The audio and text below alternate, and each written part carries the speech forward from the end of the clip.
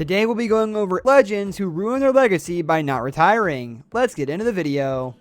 Number 11, Shaquille O'Neal. Maybe you best remember Shaquille O'Neal as a member of the Orlando Magic, who selected him with the number 1 pick in the 1992 draft. More likely, Shaq is best imagined wearing purple and gold as a member of the Los Angeles Lakers. After all, it was a Laker that he won 3 NBA titles and 1 MVP award, while playing alongside Kobe Bryant for head coach Phil Jackson. Shaq finished his 19-year career a little used, injury-plagued member of the Boston Celtics. Number 10, Bernard King. Bernard King has always made his mark in the city of New York. First as a Brooklyn playground legend, and then as a prolific scorer for the New York Knicks. King spent just 4 years out of 14 as a member of the Knicks, but it was there that he played his best ball.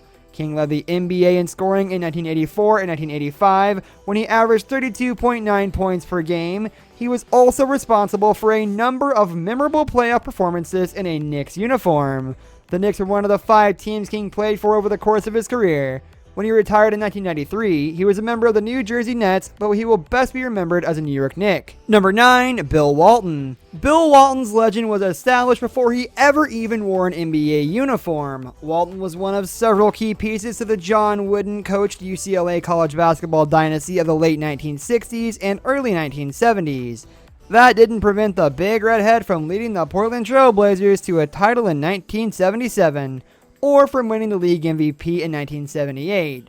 Walton's team was the inspiration for one of the greatest basketball books ever penned, David Halberstam's The Break of the Game. His legend also didn't prevent Walton from a series of crippling foot injuries. Walton moved from the Blazers to the Clippers and eventually to the Boston Celtics.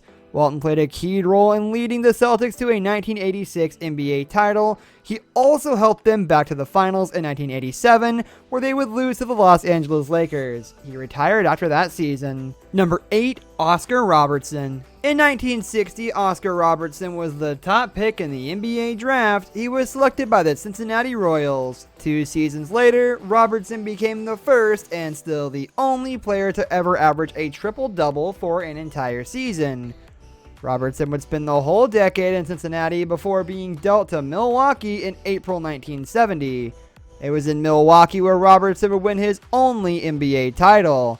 He retired as a member of the Bucks following the 1973 and 1974 season.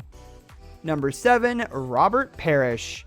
Robert Parrish was drafted by the Golden State Warriors in 1976. He became a legend as part of Boston's Big Three of the 1980s, and he finished his career wearing a Chicago Bulls uniform in 1997. Parrish made 6 trips to the NBA Finals and won 4 times, 3 in Boston, and 1 in his final season as a member of the Jordan-led 1997 Bulls. His legend was unquestionably built in Boston, but his career ended as a Bull. Number 6, Dave Cowens. Dave Cowens was the Celtics for much of the 1970s. When the decade of the 1970s started, the Celtics were the dominant team in the NBA. They had won 9 of 10 titles in the 1960s with a roster that seemed to replace one Hall of Fame player with another. In the 1970s, the franchise won just 1 title in 1976.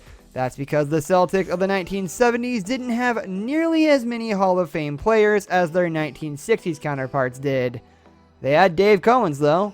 Cowens averaged over 20 points and 15 rebounds a game for much of the decade.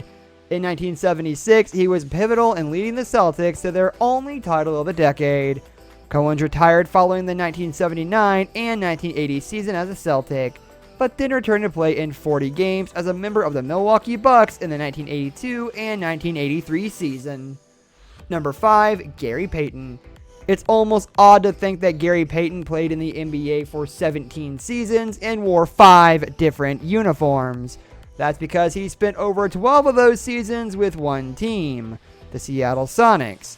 The same Seattle Sonics he led to the 1996 NBA Finals, where they would eventually lose to the Michael Jordan 70-plus win Chicago Bulls. Payton spent his final few years in the league as only a shadow of the defensively dominant player he was for much of his career in Seattle. Instead, he was on the hunt for the elusive championship. Payton got to the finals with the Lakers in 2004, but lost to the Pistons. finally, in Miami, alongside Shaquille O'Neal, Antoine Walker, and Dwayne Wade, Peyton was able to win an NBA title. His legend was built in Seattle. His ring was won in Miami. Number 4, Karl Malone. Karl Malone, the mailman. He was one of the greatest scorers in NBA history. He was also an MVP winner and a man who guided the Utah Jazz to 2 memorable NBA Finals trips. Even though both trips resulted in losses to Michael Jordan and the Chicago Bulls, Malone is and probably will be remembered as the best player to ever don a Jazz uniform. That was the only uniform Malone wore over the course of his 19-year career. For one season, in his final season, he was a member of the Los Angeles Lakers. Number 3, Patrick Ewing. Patrick Ewing spent 17 seasons in the NBA, 15 of them were as a center and centerpiece of the New York Knicks. While Ewing never won a title in New York, he did win over the fans of the Knicks, the number 1 overall pick in the 1985 NBA draft. Ewing's Knicks teams were always very good and never quite good enough. That didn't stop him from playing in 11 All-Star games or making 13 trips to the NBA playoffs. Number 2, Hakeem Olajuwon. It was such a quick stay that most people probably don't even remember it. Hakeem Olajuwon was selected by the Houston Rockets as the number 1 overall pick in the 1984 NBA draft. He played for the Rockets for 17 seasons. His career, however, spanned 18 seasons. For Olajuwon, the Rockets were where the Hakeem became the dream. 1 league MVP award, 2 championships, 2 Defensive Player of the Year awards. When the 2000 and 2001 NBA season concluded, the Rockets felt that Olajuwon was done as a player. Olajuwon felt differently. He spent his final seasons in Toronto, where he played for legendary head coach Lenny Wilkens and alongside Vince Carter. The Raptors were pretty good that season. They made the playoffs, but Olajuwon knew when it was all over, his career was as well. Number 1, Michael Jordan. There's a statue outside the United Center in Chicago of Michael Jordan. He's in midair, arms extended, ball out front, and tongue wagging. It's signature Jordan, and it's a worthy testament to the legacy he built in Chicago. The 5 MVP awards, 6 rings, and what was arguably the greatest career in NBA history, all were accomplished while wearing a Bulls uniform from 1984 to 1998. The career didn't end there though. Jordan returned in 2001 and spent his final 2 years wearing a Washington Wizards uniform. He was pretty good as a Wizard. He was a legend as a Bull.